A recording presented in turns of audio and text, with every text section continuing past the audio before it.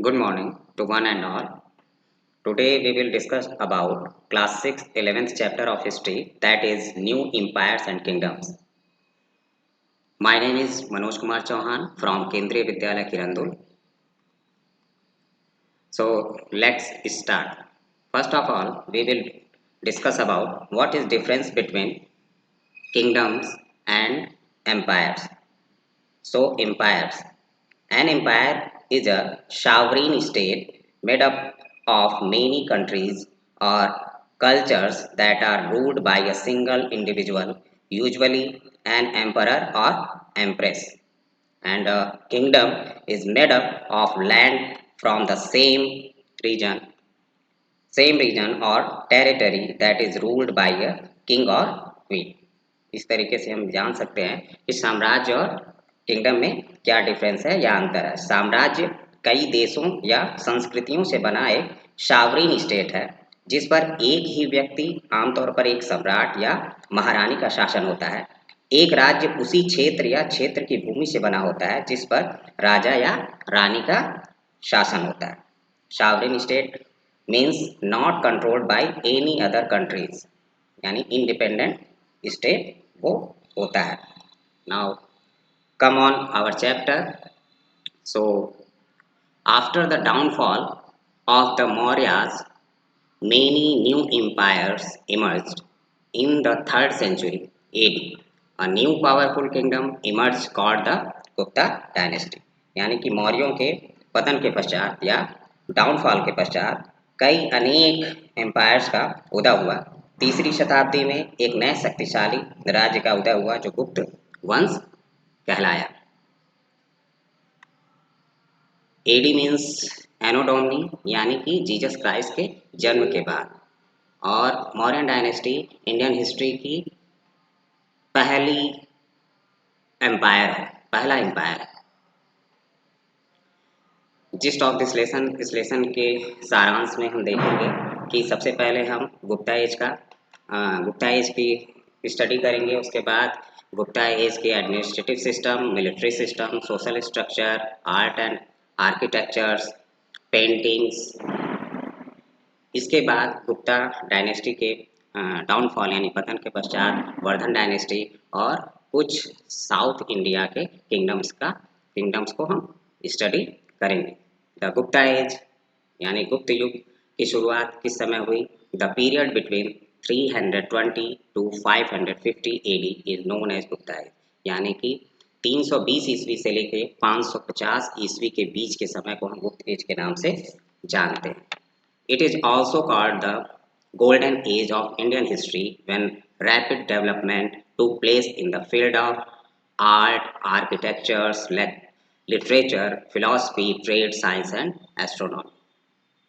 गुप्त काल जो है भारतीय इतिहास का स्वर्ण युग कहलाता है क्योंकि इस समय कला, आर्किटेक्चर, वास्तुकला, लिटरेचर, साहित्य, दर्शन, व्यापार, विज्ञान और नक्षत्र शास्त्र के क्षेत्र में बहुत तेजी से विकास हुआ था। The source of knowing about the Guptas are archaeological and literary sources, यानी गुप्त पीरियड को जानने के लिए हमारे पास दो मुख्य स्रोत हैं, आर्कियोलॉजिकल और साहित्यिक स्रोत। आर्कियोलॉजिकल यानी कि पुरातात्विक स्रोत जो कि खुदाई से प्राप्त वस्तुओं से हमें ज्ञात होता है।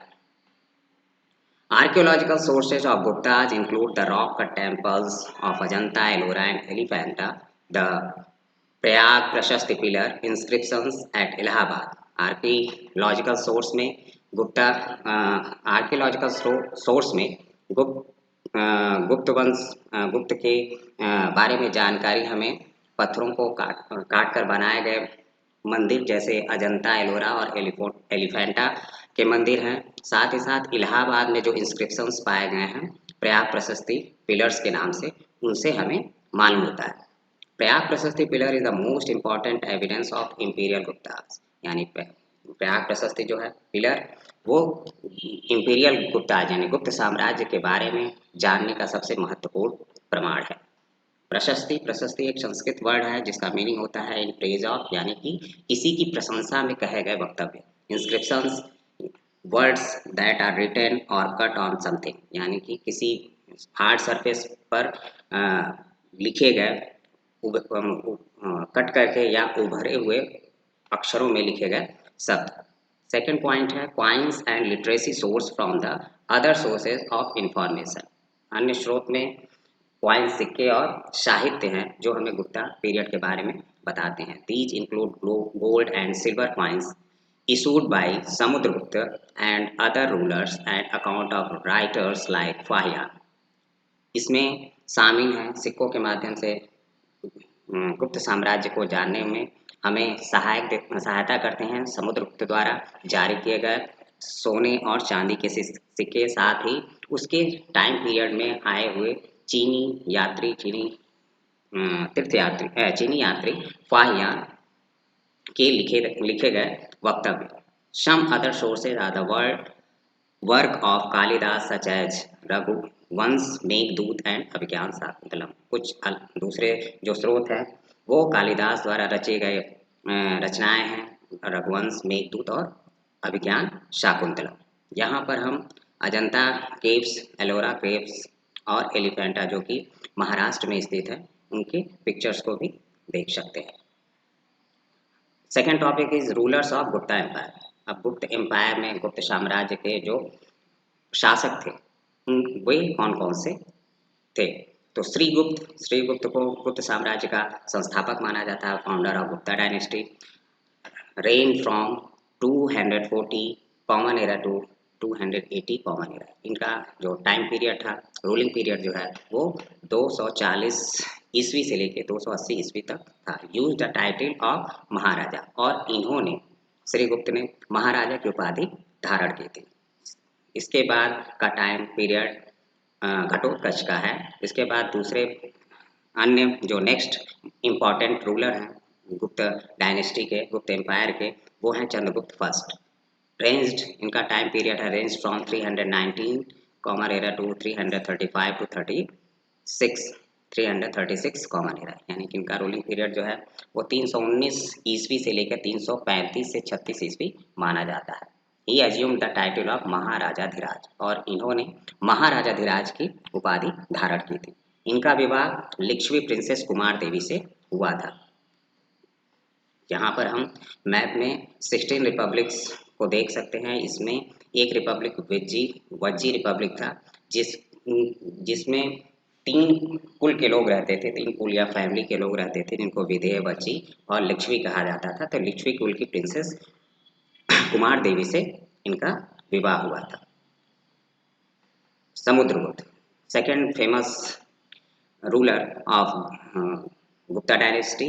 ये चंद्रगुप्त प्रथम के पुत्र थे, बेटे थे। इनका रूलिंग पीरियड 335 से 336 एडी टू 375 एडी तक माना जाता है। यानी कि इनका रूलिंग पीरियड 335, कुछ विद्वानों के अनुसार 336 ईस्वी से लेकर 375 ईस्वी तक का माना जाता है। Called Napoleon of India by V.A. Smith, और इन्हें V.A. स्मिथ द्वारा इन्हें भारत का नेपोलियन कहा जाता है, क्योंकि इन्हें 100 वर्षों का 100 युद्धों का विजेता भी माना जाता है। इन्होंने अपने टाइम पीरियड में किसी भी युद्ध को नहीं हारा था, इसलिए V.A. स्मिथ ने इन्हें भारत का नेपोलियन भी कहा है। His campaigns are mentioned in the Eran inscription Madhya Pradesh, और इनके जो अभियान चलाए विजय के लिए, विजय अभियान जो चलाए गए वो एरन इंस्क्रिप्शन मध्य प्रदेश में देखने को मिलते हैं। Another ruler of Gupta dynasty was Chandragupta II, reigned from 376 to 413 to 415 AD। और इसके बाद समुद्रगुप्त के बाद उनका पुत्र चंद्रगुप्त द्वितीय, जिसका रूलिंग पीरियड्स 376 से लेकर 413 तक है, माना जाता है। इनके दरबार में 9 रत्न थे, 9 जेम्स इन द कोर्ट। इनके दरबार में 9 रत्न थे, और इन्होंने विक्रमादित्य की उपाधि धारण की थी, टू द टाइटल विक्रमादित्य। 9 जो जेम्स थे, 9 रत्न थे, उनके नाम कुछ इस प्रकार हैं: अमर सिंह, धन्वंतरी, हरिसेन, कालिदास, कपर्णक, शंकु, वराहमिहिर, वरुचि एंड वैताल भट्ट। यहाँ पर हम इस मैप के सहायता से ये जान सकते हैं कि चंद्रगुप्त प्रथम, समुद्रगुप्त और चंद्रगुप्त द्वितीय की पॉलिटिकल बाउंड्री या पॉलिटिकल टेरिटरी किस तरीके से स्प्रेड हुई थी। ये जो ब्लू कलर में हम देख रहे हैं ये चंद्रगुप्त फर्स्ट की टेरिटरी थी। इसके बाद समुद्रगुप्त ने अपनी पॉलिटिकल बाउंड्री को स्प्रेड किया और बढ़ाकर इसने नॉर्थ वेस्ट एरिया को भी कैप्चर करते हुए लगभग पूरे भारत पर अपने शासन का विस्तार किया। इसके बाद चंद्रगुप्त द्वितीय ने गुजरात और उसके कुछ प्रदेशों को गुप्त डायनेस्टी के अंडर में ला दिया। नेक्स्ट टॉपिक है गुप्ता डायनेस्टी एडमिनिस्ट्रेशन सिस्टम। तो एडमिनिस्ट्रेशन सिस्टम में मेनली एडमिनिस्ट्रेशन, टैक्स स्ट्रक्चर और ट्रेड यूनियन था। यहाँ पर हम देख सकते हैं कि the central government was headed by a king who was assisted by the minister, यानी कि राजा जो था वो केंद्रीय सरकार का प्रमुख होता था और अपने मंत्रियों की सहायता से शासन करता था। द एम्पायर वाज कॉल्ड राज्य। गुप्त साम्राज्य को राज्य कहा जाता था। It was divided into 26 provinces which was styled as Bhukti Pradesh और Bhogya. Provinces were also divided into Vishayas and put under the control of Vishayapati, यानी कि जो राज्य था साम्राज्य था गुप्त साम्राज्य वो 26 प्रोविंसेस यानी प्रांतों में बटा हुआ था, जिसको भुक्ति प्रदेश या भोग भी कहा जाता था। इसके बाद जो प्रदेश थे वो विषय में बटे हुए थे, विषय या जिले में बटे हुए थे, जिसको कंट्रोल करता था विषयपति। और जिले जो थे वो विधि या तहसीलों में बटे होते थे। नेक्स्ट टॉपिक है मिलिट्री सिस्टम। किस तरीके की सैन्य व्यवस्था थी गुप्त डायनेस्टी में या गुप्त एम्पायर में। तो the king of this period maintained a well organized army with elephant, chariot, cavalry and foot soldiers, यानी कि गुप्त सैन्य व्यवस्था वेल ऑर्गेनाइज अच्छी अच्छी तरीके से व्यवस्थित आर्मी थी, जिसमें हाथी, घुड़सवार, रथी और पैदल सैनिक थे। The Mahasenapati played an important role in leading the contingents of cavalry and elephants. जो महासेनापति था वो इम्पॉर्टेंट रोल प्ले करता था घुड़सवारी और हाथियों की सेना के नेतृत्व में। They also maintained a navy which help them secure their water borders. इन्होंने गुप्त डायनेस्टी के लोगों ने, गुप्त साम्राज्य के लोगों ने एक जल सेना भी मेंटेन की हुई थी, व्यवस्थित की हुई थी, जिसके द्वारा वे अपनी जो जलीय सीमा था उसको सुरक्षित रखते थे। Several other ranks in the army guard Mahasandhi Vigraha का आल्सो एग्जिस्ट।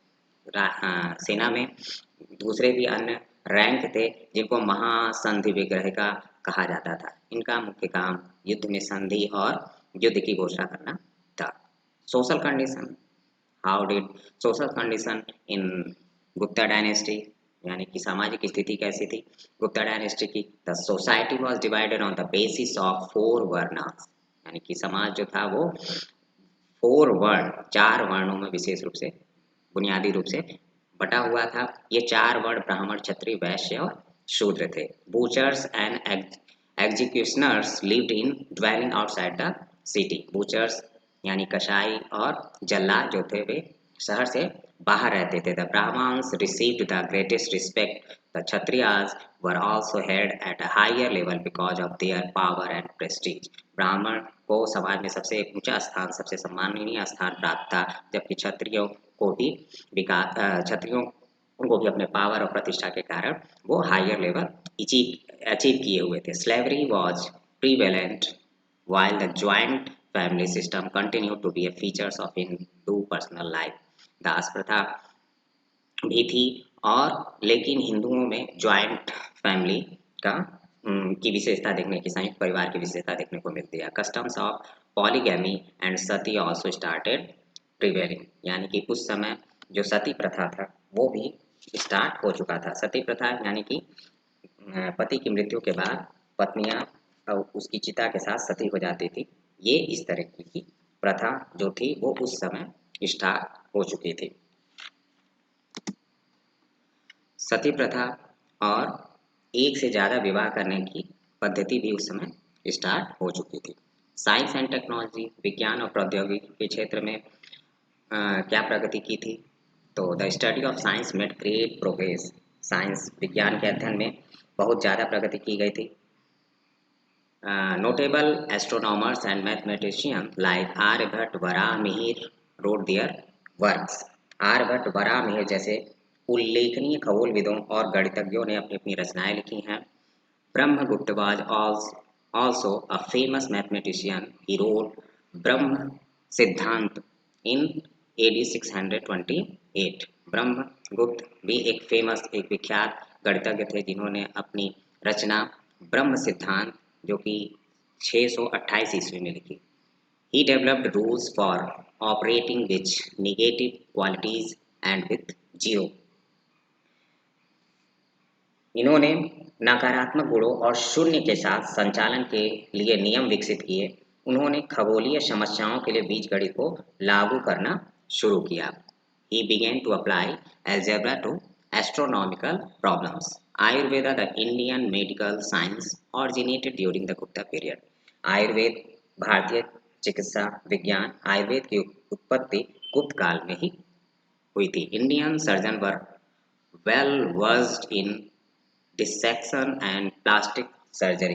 भारतीय सर्जन विच्छेदन और प्लास्टिक सर्जरी में भी निपुण थे या पारंगत थे। Art and agri art and art and architectures field में गुप्तों ने क्या क्या विशेषताएं डेवलप की, कौन कौन से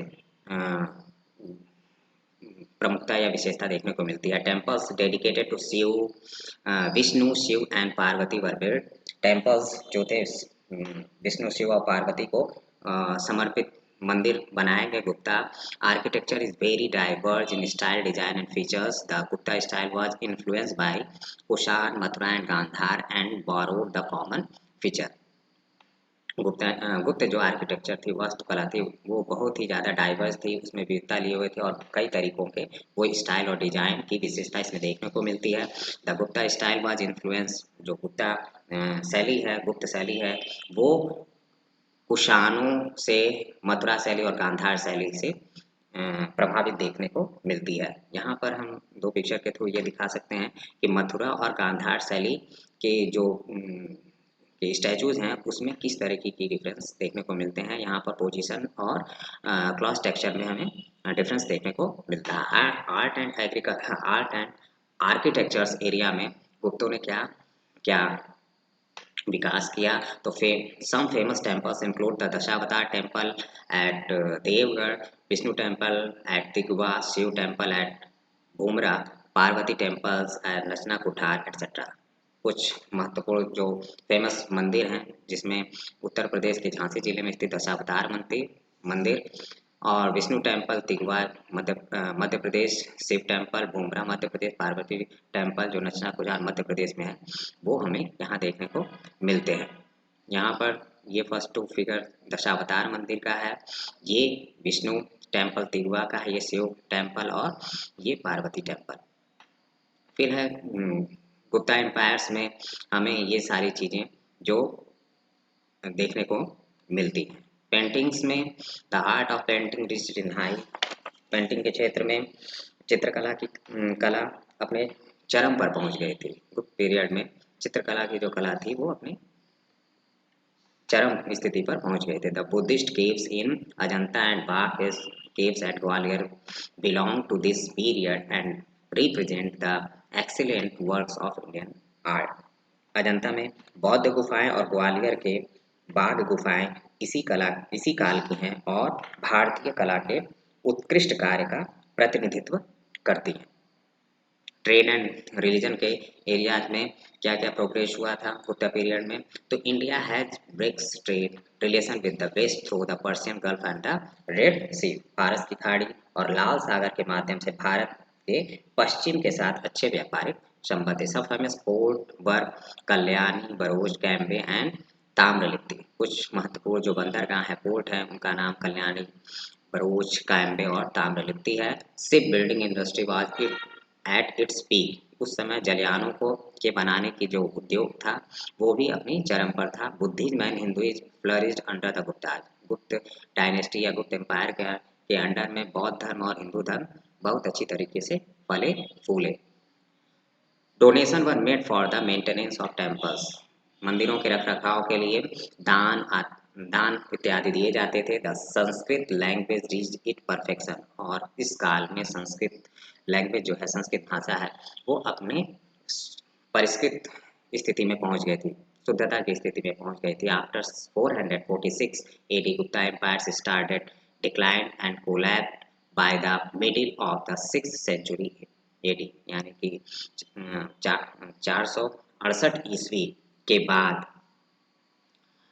गुप्ता एम्पायर धीरे धीरे गुप्ता एम्पायर का धीरे धीरे पतन होना शुरू हुआ और ये सिक्स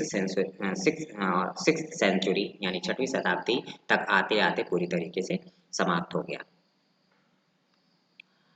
यहाँ पर हम कल्याणी पोर्ट, ताम्रलिप्ति पोर्ट जो कि वेस्ट बंगाल के आसपास वाला एरिया है, कैम्बे पोर्ट और भरूच पोर्ट जो कि गुजरात के आसपास के एरिया है, इसको हम आसानी से देख सकते हैं भारतीय में। इसके बाद गुप्त डायनेस्टी के कोलैप्स करने के पश्चात वर्धन डायनेस्टी स्टेबल हुई, जो कि थानेश्वर वाला रीजन हमें देखने को मिलता है। After the decline of the Gupta empires many small kingdoms arose, one such kingdom was near Thaneshwar ruled by the Vardhan dynasty, यानी गुप्ता एम्पायर के पतन होने के पश्चात, समाप्त होने के बाद कई छोटे छोटे किंगडम या राज्यों का उदय हुआ। उसमें से एक किंगडम थानेश्वर था जहाँ पर वर्धा डायनेस्टी ने रूल किया। The greatest ruler of the dynasty was Harshvardhan, और वर्धन डायनेस्टी के जो सबसे महानतम शासक थे वो हर्षवर्धन थे। Chinese travellers Xuanzang praised his rule, Chinese जो चीनी यात्री वेनसांग हैं उन्होंने हर्षवर्धन के रूलिंग पीरियड की प्रशंसा की है। Harshavardhana had tried to cross the river Narmada but was defeated by the Chalukya king Pulakeshin द्वितीय। हर्षवर्धन ने अपने एम्पायर को बढ़ाने की कोशिश की और उसने नर्मदा नदी को पार करना चाहा, पर वह चालुक्य किंग पुलकेशिन द्वितीय से पराजित हो गया। He was a follower of Shiva and his administrate was Ephesus. उसने उसने शिव को फॉलो किया, यानी शिव भक्ति को उसने अपनाया और उसने बड़े अच्छी तरीके से अपना एडमिनिस्ट्रेशन या प्रशासन को चलाया। His court poet Bana Bhatt wrote his biography the Harsha Charitra in Sanskrit. उसके दरबारी कवि बाण भट्ट ने उसकी बायोग्राफी या जीवन परिचय लिखा हर्ष चरित्र नाम से। हर्षवर्धन एम्पायर को हम देख सकते हैं यहाँ पर, ये नॉर्थ ईस्ट एरिया इंडिया का मैक्सिमम पार्ट ऑक्युपाई किया हुआ है हर्षवर्धन एम्पायर। यहाँ पर क्लियरली हम मैप में देख सकते हैं। फिर है इसके बाद वर्धन एम्पायर के समय ही सदर्न पार्ट ऑफ इंडिया में कुछ किंगडम्स जो इमर्ज हुए, उनमें उनके नाम इस प्रकार हैं। After the decline of Satavahanas Chalukyas and Pallavas come into provinces, यानी कि सातवाहन डायनेस्टी के कोलैप्स करने के पश्चात मुख्य रूप से चालुक्य और पल्लवाज जो है शासन में आए देखने को मिलता है। उनका रूलिंग एरियाज, फिर Chalukyas extended from the south of Vindhyas to the river Krishna. Their most powerful king was Pulkesin Ditya. They had good trade relation with Arabia, Iran and Southeast Asia. Chalukya चालुक्यों ने अपने साम्राज्य को विंध्याचल पर्वत की तरफ से लेकर कृष्णा रिवर तक फैलाया। इसका सबसे शक्तिशाली शासक पुलकेशिन द्वितीय था और इसने अरबिया, ईरान और साउथ ईस्ट एशिया के साथ अच्छे व्यापारिक संबंध बनाए। For deep in the south was the kingdom of Pallavas who ruled from Kanchipuram to Kaveri delta. The greatest ruler was Mahendra Varman first. इसके पश्चात जो साउथ इंडिया की तरफ हम देखते हैं कि यहाँ पर पल्लवाज का शासन था और इसका जो सबसे जो ग्रेटेस्ट रूलर है वो महेंद्र वर्मन फर्स्ट है और इसने कांचीपुरम तक शासन किया। But the Chalukyas and the Pallavas reigned from short-lived. The kingdoms were overthrown by the Rashtrakuta and Chol dynasty. ये जो चालुक्य हैं और पल्लवाज हैं ये थोड़े समय के लिए शासन किया क्योंकि इनके किंगडम को, राज्य को राष्ट्रकूट और चोल डायनेस्टी ने उखाड़ दिया। The south India kingdoms had an efficient administration, यानी कि साउथ इंडिया दक्षिण भारतीय राज्यों का जो प्रशासन है वो अपनी इफिशियंसी के लिए जाना जाता है, यानी कि वो अपनी अच्छी प्रशासनिक व्यवस्था के लिए जाना जाता है। Some important administrative posts were now hereditary. उस समय कुछ जो महत्वपूर्ण एडमिनिस्ट्रेटिव पोस्ट थे वो अब वंशानुगत होने लगे, यानी कि एक पीढ़ी के बाद दूसरा पीढ़ी के लोग भी पीढ़ी दर पीढ़ी एक परिवार से दूसरे परिवार तक वो पहुंचने लगे। Sometimes one person had many offices and important man probably had a से इन लोकल एडमिनिस्ट्रेशन। कभी कभी एक ही पर्सन लोकल एडमिनिस्ट्रेशन में कई इम्पोर्टेंट पोस्ट को संभालता था। Assemblies were frequently held in southern kingdom. These include Sabha Ur or a village assembly and Nagaram, which was an organized on merchants.